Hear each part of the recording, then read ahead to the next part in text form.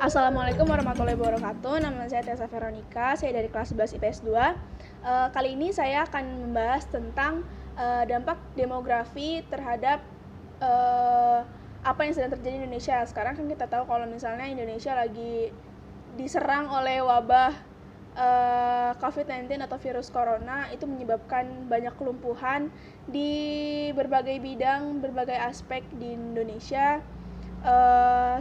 Sebentar saya akan membacakan tentang pendapat dari pakar demografi dari Universitas Indonesia Depok. Sony Haribe Harmadi menyebutkan dampak pandemi COVID-19 bukan hanya di bidang perekonomian, tetapi juga proses pembangunan manusia Indonesia. Kita tahu kalau misalnya sekarang itu lagi semua karyawan banyak yang di PHK, semua orang yang pekerjakan itu banyak yang untuk sementara kerja dari rumah, melakukan meeting dari rumah, dan banyak juga siswa diliburkan. Pokoknya semua kegiatan yang bertemu dengan banyak orang itu sekarang lagi di off-kan istilahnya. Nah, kita tentu berharap COVID ini cepat selesai, tanda Sony Haribe Harmadi kepada kantor berita politik RMOL pada Kamis tanggal 9 bulan April kemarin. Gimana ya, jadi kalau misalnya kalau udah diwajibkan sama pemerintah untuk tetap stay di rumah, kayak orang-orang yang masih bekerja di luar seperti Grab dan Gojek, itu seharusnya kalau mereka bisa stay di rumah, mereka akan stay di rumah. Tapi karena mereka nggak tahu mereka mendapat penghasilan dari mana, terpaksa mereka harus bekerja. Kalau mereka nggak kerja, mereka nggak bakal bisa kasih anak istrinya makan, begitu.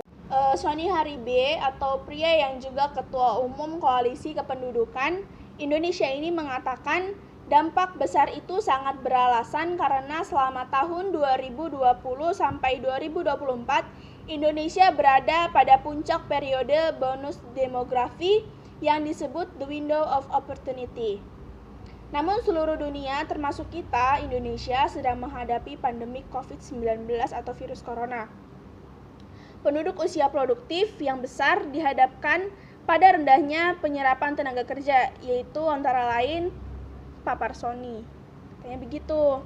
Sony menambahkan generasi milenial di Indonesia jumlahnya sangat besar.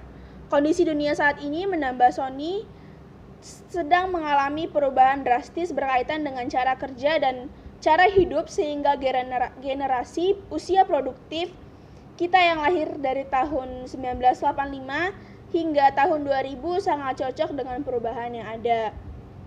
Kita masih bisa menggerakkan mereka sebagai lokomotif perubahan, kata Sony. Saya akan menambahkan dari web, dari Google, pikiranrakyat.com. Di sini tertulis anggota Komisi 6 DPR RI Hajah Nevi Zuairina mengusulkan agar langkah-langkah penanganan masyarakat yang terdampak dari virus corona atau COVID-19 bukanlah besarnya jumlah bantuan yang akan disalurkan, tetapi fokus pada semakin banyaknya jumlah penerima yang akan mendapat bantuan.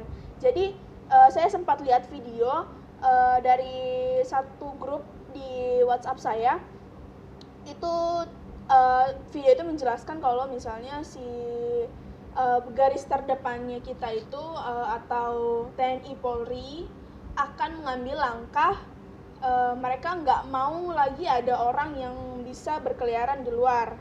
Jadi mereka mengambil langkah untuk mereka tetap patroli dengan membawa rotan. Saya sempat berdiskusi dengan ayah saya sendiri, kita berdiskusi kalau misalnya sebenarnya langkahnya ini kurang efektif. Sebenarnya udah pas, cuma ayah saya bilang kalau memang pemerintah atau TNI Polri mau bawa rotan ketika mereka mengadakan patroli, itu sebaiknya dilihat dulu apakah bantuan itu sudah nyampe untuk masyarakat yang terkena dampak COVID-19, seperti bantuan sembako saja. Itu sangat penting buat mereka yang sekarang terkena dampak COVID-19. Begitu kata ayah saya.